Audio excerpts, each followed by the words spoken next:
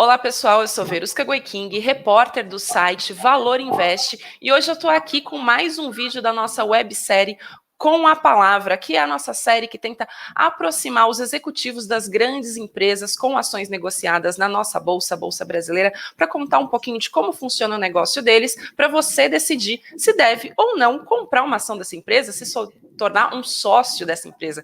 E hoje eu recebo a Daniela Guanabara, que é diretora de estratégia e de relações com investidores da Allianz Sonai. Tudo bem, Daniela? Tudo bem, Verusca? Primeiro, eu gostaria de agradecer, essa iniciativa é ótima e é uma ótima oportunidade que a gente tem aqui de contar um pouquinho mais da história da Allianz Sonai. Obrigada. Eu que agradeço por topar aqui essa nossa conversa, vim conversar diretamente com os nossos leitores, o pessoal que está assistindo a gente, e antes de entrar diretamente no negócio, né, na veia do negócio da Allianz, eu queria que você me contasse como a empresa lidou com esse momento tão diferente da história do mundo, que é da pandemia de Covid-19. Os shoppings, que é o negócio de vocês que você vai contar melhor daqui a pouco, os shoppings foram muito afetados durante esse período, ficaram fechados por algumas semanas totalmente, e depois abriram por intervalos mais curtos de funcionamento. Como que a empresa lidou com esse momento e tentou atenuar os efeitos negativos desse momento no negócio da companhia? Obrigada pela pergunta, acho que é uma pergunta super importante. Foi, na verdade, um desafio operacional muito grande. Quando você inaugura um shopping, ele é feito para abrir e não fechar mais. Os shoppings funcionam praticamente todos os dias do ano, só param em alguns feriados nacionais, tá? Então, nós tivemos que criar protocolos de fechamento e também, ao longo da pandemia, criar protocolos de reabertura. Acho que logo no começo da pandemia, nós nos estruturamos internamente, montamos um comitê de crise que contemplava a liderança da empresa e várias pessoas da operação da empresa, para que nós fizéssemos um brainstorm de tudo que estava acontecendo a cada dia. Os momentos de decisões, eles se tornaram muito diários, muito rápidos. A cada momento, a cada hora, havia informação diferente e nós tínhamos que nos reunir e decidir o que faríamos logo depois. Então, assim, o desafio operacional foi grande. Nós fechamos praticamente todo o portfólio de 39 shoppings em 4 dias. E, como você falou, depois nós tivemos que ir reabrindo aos poucos. E como cada prefeitura determinava as regras de funcionamento, nós tivemos que nos adequar a cada localização de onde a gente operava. Então, alguns shoppings podiam operar a semana inteira, durante um período específico de horas, outros shoppings já operavam em dias alternados, outros começaram com horário muito reduzido. Isso trouxe vários desafios para a operação, que geralmente é uma operação padrão, né? Todo mundo sabe que os shoppings, em geral, abrem de 10 às 10, então até a informação para o consumidor era algo que a gente tinha que se preocupar. Qual é o horário de funcionamento do shopping? Você tinha que informar o lojista como esse shopping estava funcionando, tá? Então, esse foi um grande desafio. Acho que foi um momento em que a gente pôde reforçar a parceria que a gente tem com os nossos lojistas. Durante o período de fechamento total, nós concedemos descontos de 100% sobre o aluguel mínimo das operações e também conseguimos fazer um esforço muito grande de redução dos custos condominiais, tá? Isso foi uma ajuda que a gente deu para os lojistas, reforçando essa nossa parceria com eles, e mesmo no momento de reabertura, como você mesmo mencionou, essa abertura ela foi gradual, a gente também foi levando em consideração tanto o volume de vendas que estava acontecendo na região, né, quanto as restrições que estavam sendo impostas a cada momento para determinar que níveis de descontos que a gente iria continuar concedendo. Então, assim, foi um desafio muito grande, mas eu acredito que a gente passou bem por esse desafio. Nosso balanço é um balanço muito forte, eu vou comentar um pouco sobre isso conforme a gente for conversando, e a gente teve conforto para passar essa pandemia sem grandes sustos. E como a Allianz ganha dinheiro? De onde vem a receita da empresa? Bom, nosso negócio é um negócio de locação de espaços, né? Nós temos os shoppings e a gente loca o espaço nesse shopping, né, que são as lojas, para os lojistas, tá? Então, uma fonte de receita que nós temos é o aluguel, tanto de lojas quanto de quiosques, mas também nós temos administração de shoppings de terceiros. Isso é bem importante porque, comparado com as empresas que são listadas em bolsa, esse é um negócio diferencial da Allianz, tá? Hoje nós temos um portfólio de 39 shoppings, tá? Após a fusão, sendo 27 shoppings próprios e 12 shoppings administrados, tá? Então, esse é um business que também gera receita para a gente, então, é uma receita de serviços. Quando a gente olha a descrição das receitas da Allianz, grande parte vem da receita de locação mesmo, como eu expliquei. Depois nós temos o business de receita de serviço e temos também estacionamento, por exemplo, porque os shoppings também oferecem estacionamento e é mais uma receita que você consegue enxergar. Acho que essas são as receitas principais e tem algumas receitas menores, mas que são menos relevantes. E o que envolve a administração desses shoppings? Quais os custos, os gastos que vocês têm no negócio? A gente tem que separar bem qual é o gasto que o empreendedor, o dono do shopping, tem do gasto do próprio shopping, né? O shopping, ele tem um condomínio, ele tem uma receita de condomínio, que é o shopping em si. Quando eu falo da administradora do shopping, do empreendedor, que somos nós, por exemplo, eu recebo aquela receita de aluguel, e para que eu consiga receber essa receita de aluguel, eu tenho que ter uma despesa que é basicamente uma despesa de pessoal. Eu tenho uma equipe toda montada, tanto nos shoppings quanto na holding, para fazer a administração desse negócio, tá? Então, grande parte do nosso custo é um custo de pessoal, tá? Eu tenho um custo de prestação de serviço também, eu tenho que emitir o boleto para cobrar esse aluguel, eu tenho que ter toda a estratégia da companhia definida aqui na holding, eu tenho toda uma força comercial, por exemplo, para fazer a alocação desses espaços, mas é basicamente uma despesa e custo de pessoal e, basicamente, despesa de viagem também, né? Se eu tivesse que destacar o não pessoal também.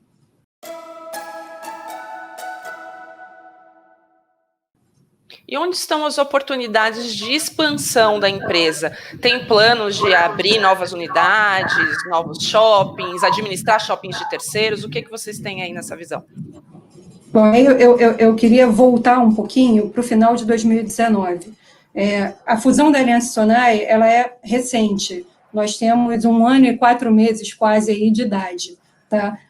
Mas logo após a fusão, a gente viu uma oportunidade no mercado de fazer uma captação, que foi o processo que é chamado de follow-on.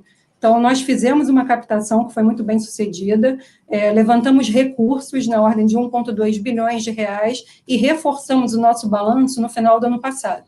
E quando nós fomos captar esse recurso, o objetivo principal eram 3, na verdade, tá? O primeiro, continuar consolidando o mercado de shoppings, né? Nós tínhamos acabado de fazer uma fusão e consolidado 2 empresas muito sólidas, então um dos objetivos era continuar consolidando o mercado.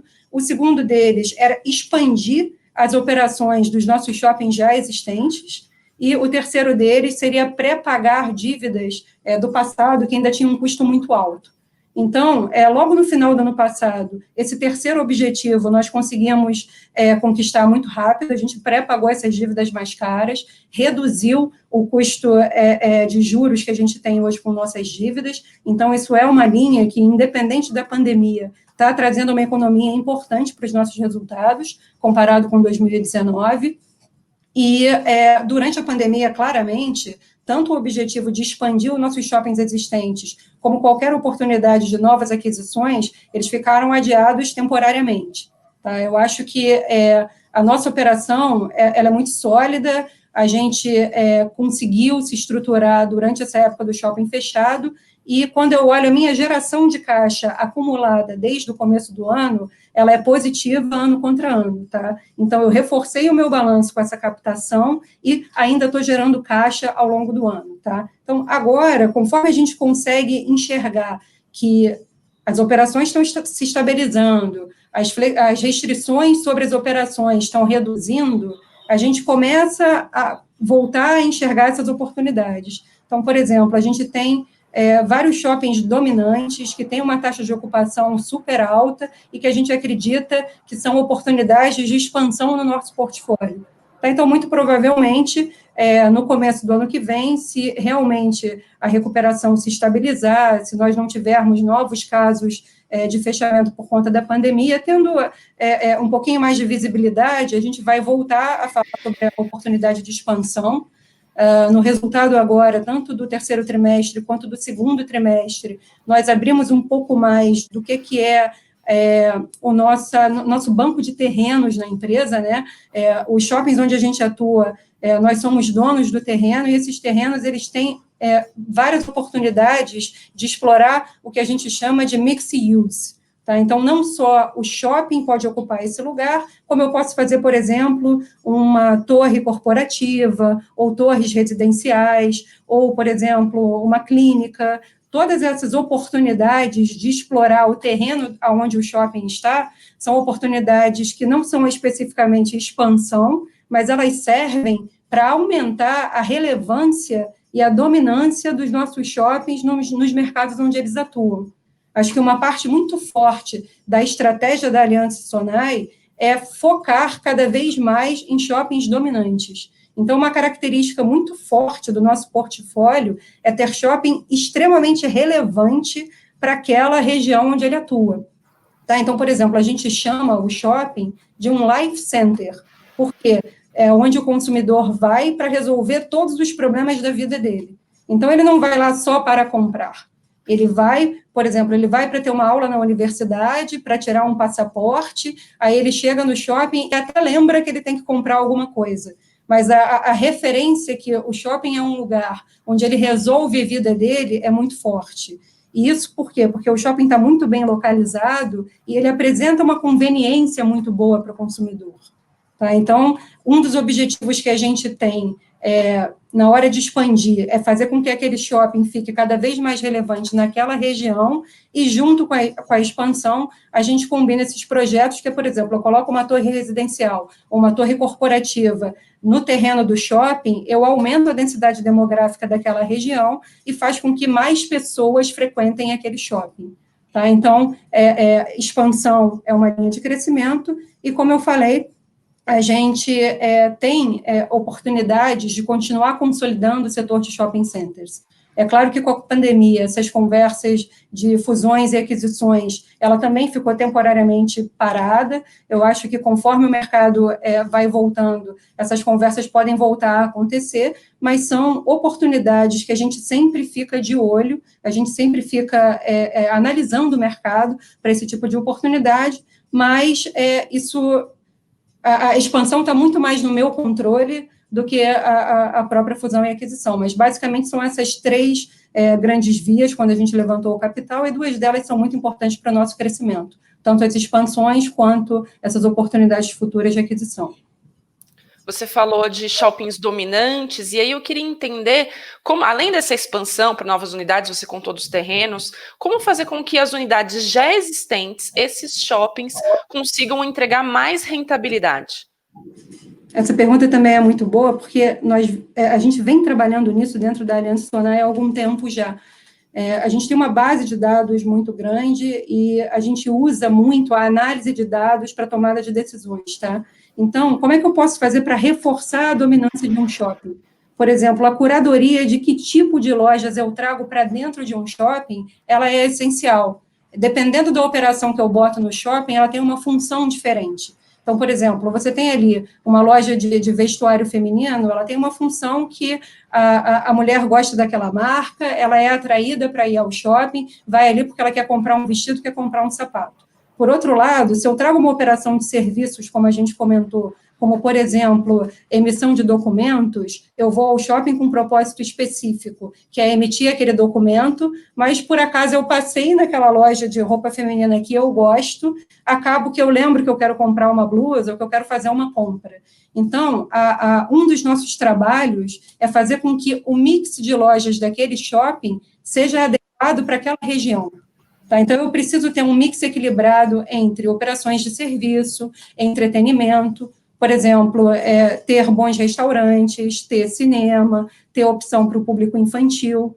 Então, isso tudo combinado faz com que eu tenha um shopping atrativo para aquela região. E eu tenho que trazer sempre a solução para o meu cliente.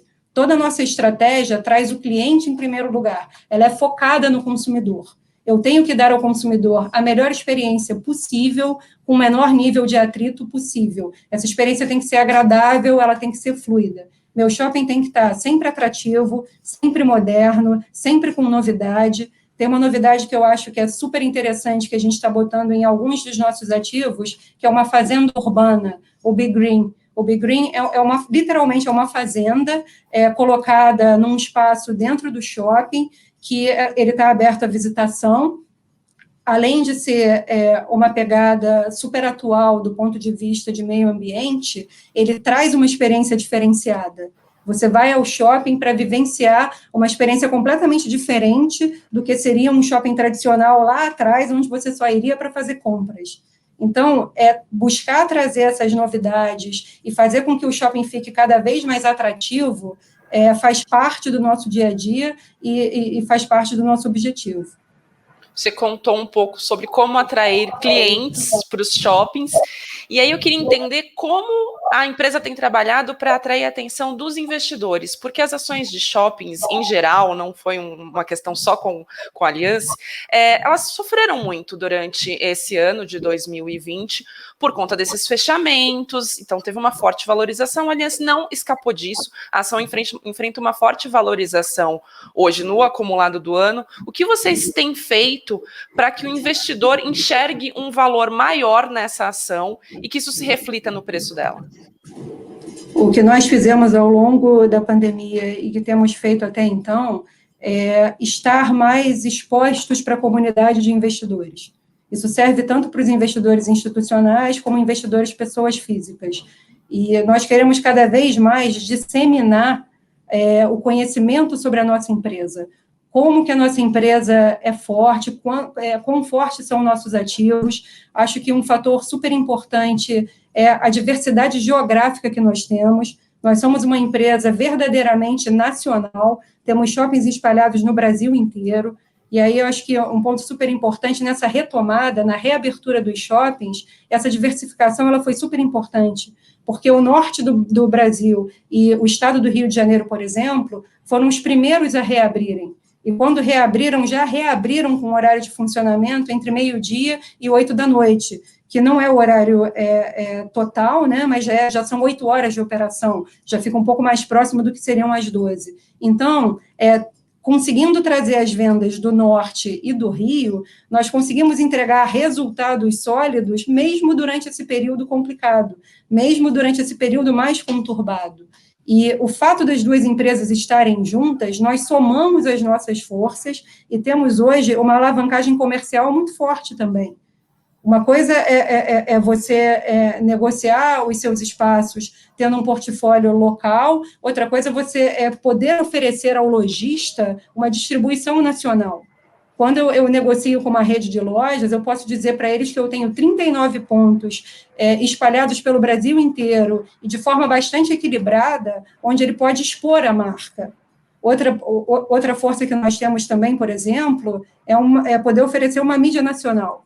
Se eu faço uma campanha nos nossos shoppings, seja ela física ou digital, eu consigo espalhar pelo Brasil inteiro. Ela tem um alcance muito bom. Tá? Então, a nossa força de ativos dominantes em suas regiões, somadas ao portfólio inteiro, faz com que a Aliança Sonae seja uma empresa muito forte. E eu gosto muito de reforçar essa questão da geração de caixa que a gente já tocou aqui. Mesmo durante um ano em que nós enfrentamos essa pandemia e todos os desafios que a gente já comentou aqui, nós estamos com uma geração de caixa positiva no ano. E, especificamente, já no terceiro trimestre, que ao longo do trimestre eu ainda tinha shopping fechado, eu ainda tinha shopping começando a reabrir, a gente conhece a situação do estado de São Paulo, que ficou mais tempo com restrição, então realmente não ajudou na retomada. Mesmo assim, por conta dessa nossa distribuição e por termos shoppings muito fortes fora do eixo Rio-São Paulo, a gente conseguiu trazer um resultado muito forte para a empresa. Vale destacar que a empresa recebeu um upgrade da Fitch com relação às suas dívidas. Nós nos tornamos AAA, o que traz uma confiança maior aos investidores para investir tanto nas dívidas quanto indiretamente nas ações da Aliança. Tá? Nós temos também o nosso conselho, é um conselho muito forte e muito representativo, porque nós temos, por exemplo, a CPPIB, que é um fundo de pensão canadense que tem ativos no mundo inteiro, e que tem um percentual relevante da Aliança Sonai. Nós temos a ICI, que é uma gestora de shoppings alemã, nós temos a Sonai Sierra Internacional, que fica em Portugal, mas é uma gestora de shoppings também, e o Renato Rick, que é o fundador da Aliança. É um conselho, além dos conselheiros independentes, claro, mas é um conselho que traz muita experiência do setor de shopping para o Brasil também. A gente pode trocar ideia, durante a pandemia a gente fez muito isso, quais eram as experiências que eles estavam vendo, tanto na Europa quanto em outros países, que a gente podia trazer para cá. Então, eu acho que essa troca e essa experiência que a gente tem no nosso conselho é muito importante e é um diferencial também da Aliança Sonai. Bom, você comentou sobre a fusão da Aliança com a Sonai Sierra, né, que surgiu essa grande empresa há pouco mais de um ano. Todas as estratégias, todas as áreas, elas já foram integradas e quais foram os ganhos de sinergia até agora? Ótima pergunta também, né? Acho que é natural, depois de uma fusão, a gente ter expectativa sobre sinergias. Eu trabalho também, além de fazer relações com investidores, eu também trabalho na integração pós-fusão, tá? Então, é um trabalho intenso. O primeiro trabalho foi realmente mapear as sinergias, quanto é que a gente teria de potencial de sinergias. Nós primeiro divulgamos um valor e depois esse valor foi, inclusive, aumentado, tá? Então, a expectativa é entre 70 e 80 milhões de reais em sinergias anuais, tá? O que aconteceu durante a pandemia? Durante a pandemia, as sinergias de receita, elas foram mais afetadas. Claro, eu fiquei com os shoppings fechados, durante o fechamento nós nem cobramos aluguel. Mas, por outro lado, a gente trouxe essa oportunidade, que era trabalhar em cima das sinergias de custo e despesas. Por quê? Porque essas estavam sob o nosso controle. Então, nós trabalhamos muito nas sinergias de custo, trabalhamos muito em cima das sinergias de despesa. Então, os objetivos que a gente tinha traçado para esse lado da fusão, nós já atingimos. As empresas estão totalmente integradas. Quando você olha para o grupo de executivos principais, ele é formado por talentos dos dois lados. Tá? Então, nós estamos somando talento com essa fusão, acho que isso é muito importante. E, além disso, eu acho que ainda existe, obviamente, ao longo dos próximos anos, um desafio de retomar essas sinergias de receita, porque, na nossa opinião, elas foram só deslocadas no tempo por conta da fusão. Elas, de jeito nenhum, são perdidas, né? Então, agora, com as vendas retomando e o negócio voltando a uma nova normalidade, né, ou se aproximando um pouco mais da normalidade, a gente com certeza vai voltar a correr atrás das sinergias de receita e entregar esse target para os investidores e para todos os outros agentes, né, que são envolvidos na nossa empresa. No mercado financeiro nunca se falou tanto em ESG, é um tema que está super em alta, os cuidados ambientais, sociais e de gestão das empresas. O que a Aliança Sonai tem feito para atender essa espécie de nova demanda? Não é tão nova assim, né? Mas agora o pessoal está mais de olho nisso. O que vocês têm feito para atender esse anseio do investidor? Eu acho legal porque o ESG hoje ele está na moda, né? Mas ele já era muito importante, tanto para a Aliança quanto para a Sonai, até mesmo pré-fusão. Então, eu acho que uma das coisas que uniu essas duas empresas também foi o alinhamento de cultura. Valores que eram importantes para uma também eram muito importantes para a outra. Então, acho que isso é muito importante e a questão do ESG era muito valorizada.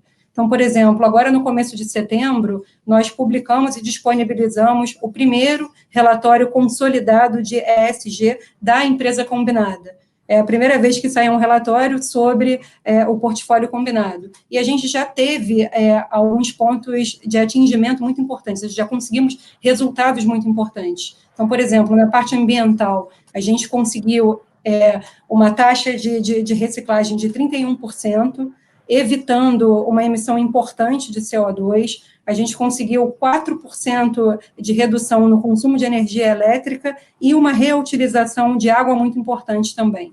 Na parte social, eu acho que equidade de gênero está na moda, mas eu acho importante a gente dizer o que nós já fazemos aqui. Então, se eu pego, por exemplo, as posições de liderança da Aliança Sonai, 43% dos cargos de liderança são ocupados por mulheres. E nós conseguimos uma comparação baseada numa pesquisa da Korn Ferry, que 24% dos cargos de liderança são ocupados por mulheres no varejo como um todo. Então, ao comparar, por exemplo, com um setor tão importante como o varejo, nós já temos um percentual de mulheres bem mais alto na Aliança Sonai.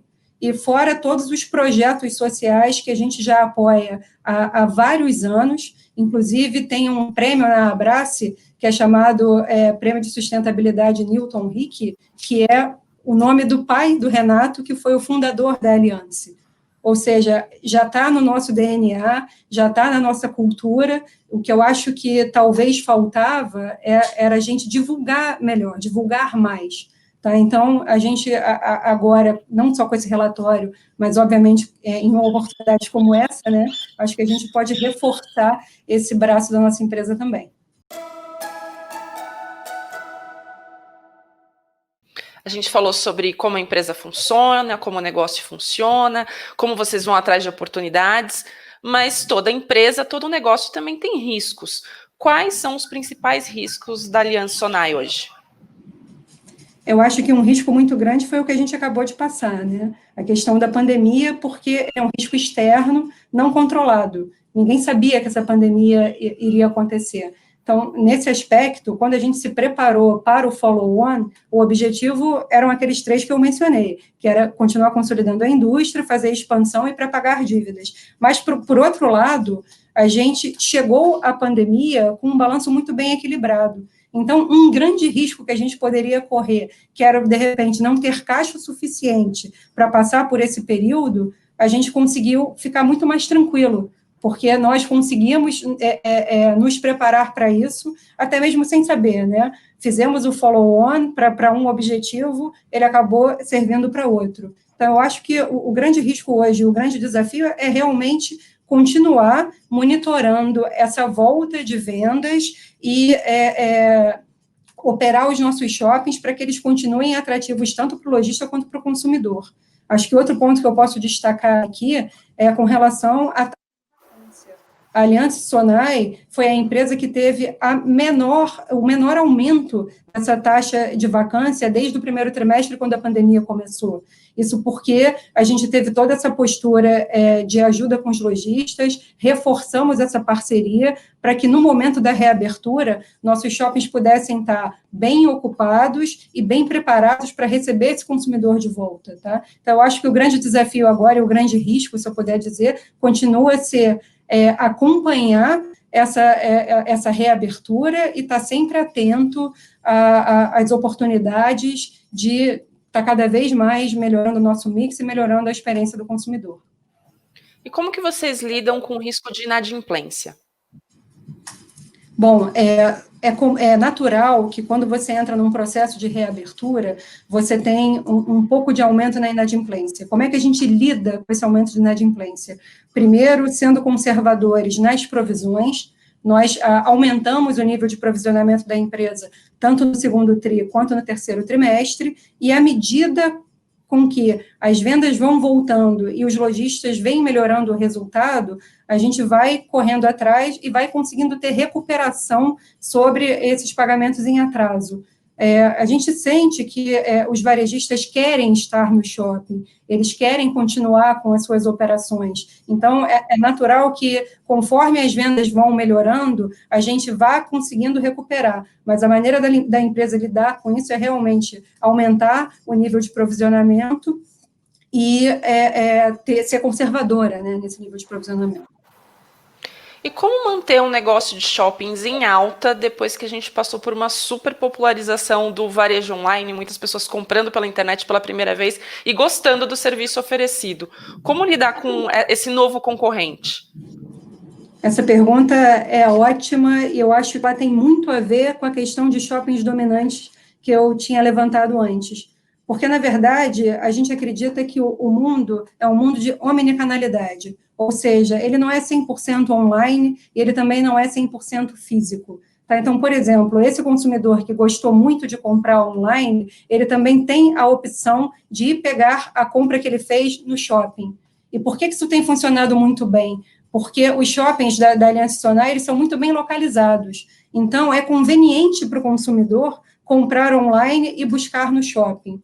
Então, a gente acredita que o shopping vai ser parte da solução omnichannel daquela região. Tá? Então, por exemplo, nós estamos desenvolvendo o marketplace, que a gente chama do shopping digital, tanto do Shopping Dom Pedro quanto do Shopping da Bahia. São 2 projetos pilotos que nós estamos operando, porque nós acreditamos que, dado que esses shoppings são muito relevantes na região onde eles atuam, a gente consegue trabalhar muito bem na localidade, nas proximidades do shopping. Tá? Então, por exemplo, qual é o grande desafio de uma empresa de e-commerce? É o que eles chamam da última milha. Como fazer a logística de entregar o produto na porta do cliente? Então, a gente pode fazer com que esses produtos sejam entregues no próprio shopping. Então, por exemplo, nós anunciamos no resultado do terceiro TRI o que a gente chama de um hub logístico, que é o PEG. O PEG nada mais é de que uma localização, tanto nos estacionamentos como dentro do próprio shopping, que oferece armários, tá? Pequenos lockers de armazenamento. Então, por exemplo, você fez a sua compra online no marketplace do nosso shopping, você pode escolher por coletar o produto nesse armário. Então, se você não está com muito tempo, você pode estacionar o seu carro numa área que é separada do estacionamento normal do shopping, buscar o produto no locker e ir embora para sua casa. A gente pode usar esses armários, por exemplo, e negociar com o próprio lojista para que ele entregue o produto da venda online ali. E ele tanto serve para você entregar o produto ali, como para devolver o produto, né? A gente sabe que as operações de e-commerce, um dos maiores custos que existe é o custo da logística reversa, quando o cliente devolve o produto. Então, você pode oferecer também a opcionalidade de você devolver o produto no locker, e acaba que você reduz muito o custo para o lojista que vendeu online. Então, a gente acredita que, na verdade, o e-commerce ele serve como uma grande oportunidade de parceria entre os shoppings dominantes e as vendas online. A gente vai fazer parte da solução omnichannel daquelas regiões. Então, trimestralmente, as empresas que têm aí suas ações listadas na Bolsa precisam abrir os seus balanços aí dos últimos 3 meses que passaram.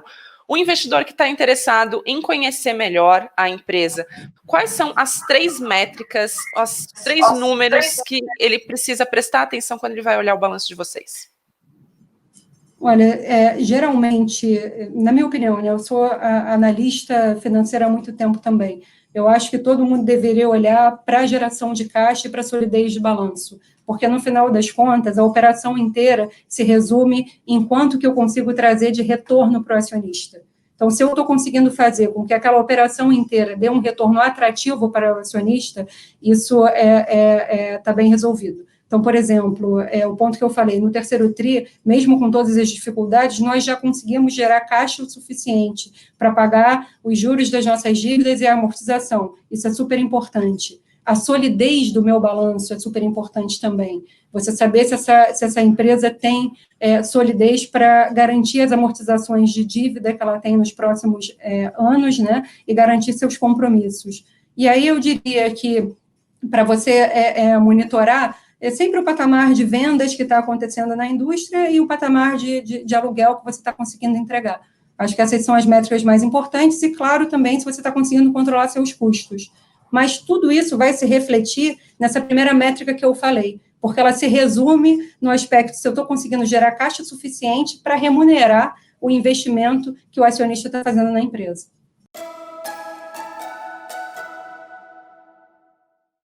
Falando em remuneração do investimento, qual é a política de dividendos da Allianz e se vocês pretendem fazer alguma modificação em relação ao que ela existe hoje? A nossa política de dividendos hoje é distribuir 25% do lucro líquido do ano, tá? A gente tem muita oportunidade de investimento. E é claro que a gente sempre avalia, né? Eu tenho que dar um retorno adequado ao acionista com essas oportunidades de investimento que eu tenho. Então, por exemplo, as expansões, em geral, como eu já conheço muito bem aquele ativo, como eu controlo muito o gasto que eu vou fazer, e qual vai ser o faseamento desse gasto, acaba que é uma oportunidade muito boa com retorno muito alto. Então, a gente sempre busca oportunidades que dêem um retorno muito alto ao investidor. E hoje a gente tem mapeado dentro da empresa muitas oportunidades. Por isso, a gente acha que, por enquanto, vai manter os 25% de distribuição de dividendo, mas eu tenho várias oportunidades com taxas de retorno super atrativas que vão trazer esse retorno do investimento.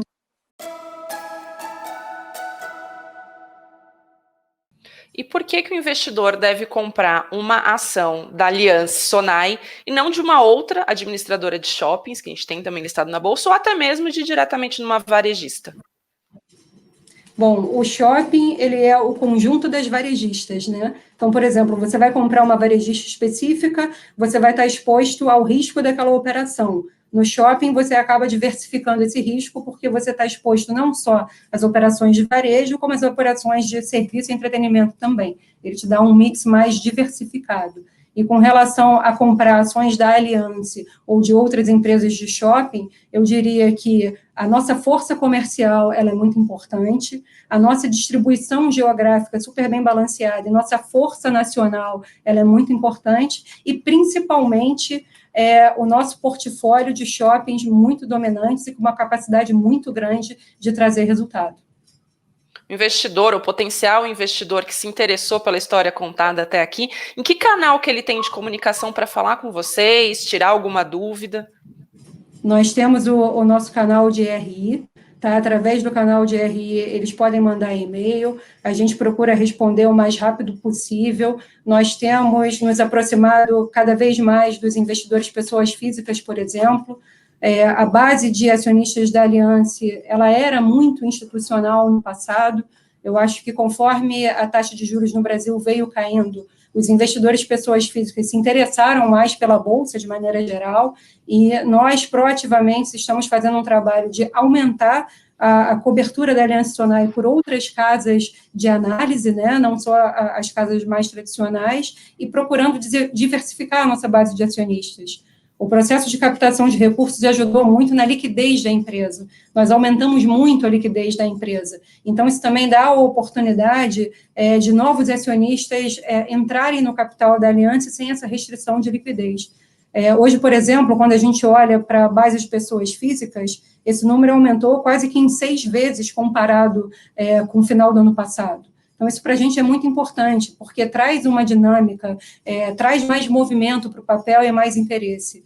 E acho que um canal como esse, por exemplo, que tem uma audiência enorme, ajuda a nos aproximar do investidor final. Então, para a gente é muito importante esse tipo de entrevista que a gente está fazendo aqui, por exemplo, e estamos abertos, podem mandar e-mail que a gente vai responder, vamos marcar um call, vamos conversar. O objetivo da área de relações com investidores é esse, né? Promover a empresa, estar aberto para contar a nossa história. E quais são os principais investidores da companhia hoje? Os principais investidores da companhia hoje são os acionistas controladores, eles detêm cerca de 49% do nosso capital, os outros 51% já estão espalhados no mercado, né? E a gente só pode destacar o Itaú, o Unibanco, que tem mais de 5%, que é informação pública. Você comentou aqui que ainda estão engatinhando aí para chegar na investidor pessoa física, que aumentou em 6 vezes do ano passado para cá, muito por conta também desse maior interesse dos pequenos investidores pela Bolsa, com os juros nas mínimas. Vocês estão buscando casas de análise para poder fazer uma avaliação da ação, chegar em mais pessoas. O que mais está nos planos de vocês para conseguir chegar cada vez mais nesse pequeno investidor pessoa física? A gente espera conseguir fazer mais reuniões com esses investidores, fazer alguns eventos para que a gente possa se apresentar. Então, eu acho que é um trabalho que ele é gradual. Conforme a gente vai aparecendo mais, conversando mais, mostrando um pouco mais da nossa história, né, da nossa força, eu acho que os investidores vão se interessando mais. Tá certo. Daniela, muito obrigada por vir aqui dar essa aula do que é a companhia para o pequeno investidor, que é o público-alvo do Valor Invest. Obrigada pela sua presença. E obrigada a você que assistiu a gente aqui. Esse foi o Com a Palavra, com a Aliança Sonai, e eu espero você na próxima. Até. Obrigada. Tchau, tchau.